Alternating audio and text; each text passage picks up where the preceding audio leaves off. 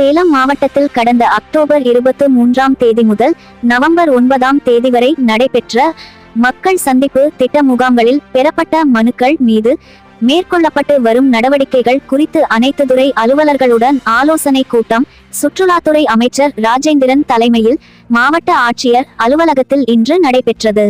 சேலம் நேரு கலையரங்கத்தில் கூட்டுறவு துறை சார்பில் நடந்த 71வது அனைத்திந்திய கூட்டுறவு வார விழாவில் சுற்றுலாத்துறை அமைச்சர் ராஜேந்திரன், கூட்டுறவுத்துறை அமைச்சர் பெரியகருப்பன், ஆட்சியர் பிருந்தாதேவி உள்ளிட்டோர் கலந்து கொண்டனர். இந்நிகழ்ச்சியில் தமிழகத்தில் சிறப்பாக செயல்பட்டு வரும் கூட்டுறவு சங்கங்களுக்கு விருதுகள் வழங்கி கௌரவிக்கப்பட்டன. பல்நோக்கு திட்டத்தின் கீழ் 3,34,00,000 மதிப்பீட்டில் கட்டப்பட்டுள்ள 5 கட்டிடங்களையும் 1,24,00,000 மதிப்பில் கட்டப்பட்ட 11 புதிய நியாய விலை கடைகளையும் 6,181 பயனாளிகளுக்கு தமிழக அரசின் நலத்திட்ட உதவிகளையும் 5 நபர்களுக்கு கருணை அடிப்படையில் பணி நியமன ஆணையும் தமிழக கூட்டுறவு துறை அமைச்சர் பெரியகருப்பன், சுற்றுலாத்துறை அமைச்சர் ராஜேந்திரன் முன்னிலையில் வழங்கினார்.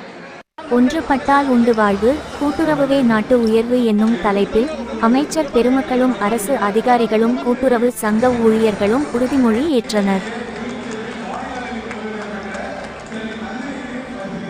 சேலம் மாவட்டம் ஆத்தூர் அருகே உள்ள கொத்தாம்பாடியில் சேலம் சென்னை தேசிய நெடுஞ்சாலையில் உயர்கோபுர மின்விளக்கு அமைக்கும் பணி நடைபெற்று வருகிறது.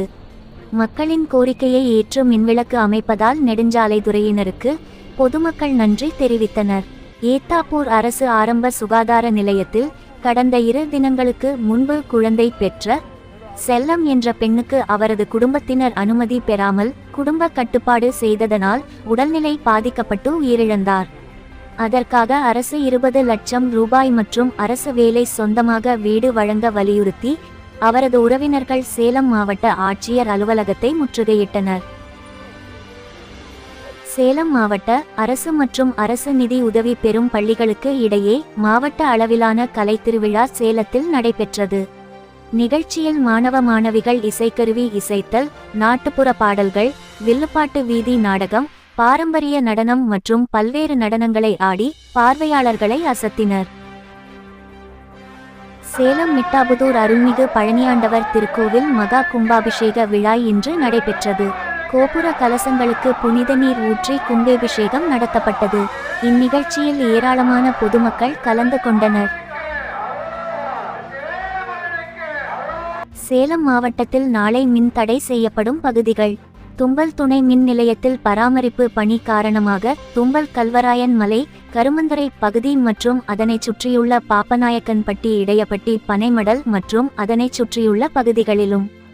சேலம் கிச்சிப்பாளையம் துணை மின் நிலையத்தில் பராமரிப்பு பணி காரணமாக கிச்சிப்பாளையம் கோட்டை, கலெக்டர் அலுவலகம், செவ்வாய்ப்பேட்டையின் ஒரு பகுதி, முதலக்ரஹாரம், பட்டைக்கோவில், வள்ளுவர் நகர், பொன்னம்மாபேட்டை, சன்னியாசிகுண்டு, எருமாபாளையம், சீலநாயக்கன்பட்டி மற்றும் அதனை சுற்றியுள்ள பகுதிகளிலும் நாளை காலை 9 மணியிலிருந்து மதியம் 2 மணி வரை மின் விநியோகம் நிறுத்தப்படுகிறது.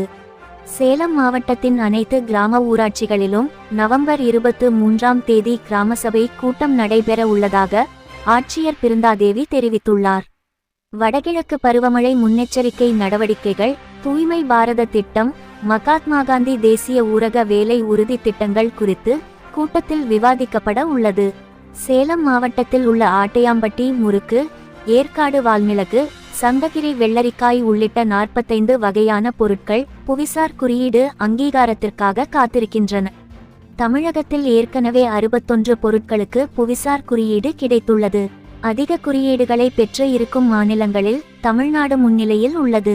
பேலூர் பேரூராட்சியில் சந்தைப்பேட்டை பின்புறம் உள்ள மயானத்தில் எரிவாயு தகனமேடை அமைக்க இன்று பூமி பூஜைக்கு ஏற்பாடு செய்யப்பட்டிருந்த நிலையில் அப்பகுதி மக்கள் எதிர்ப்பு தெரிவித்ததால் கட்டுமான பணிகள் தற்காலிகமாக நிறுத்தப்பட்டுள்ளது.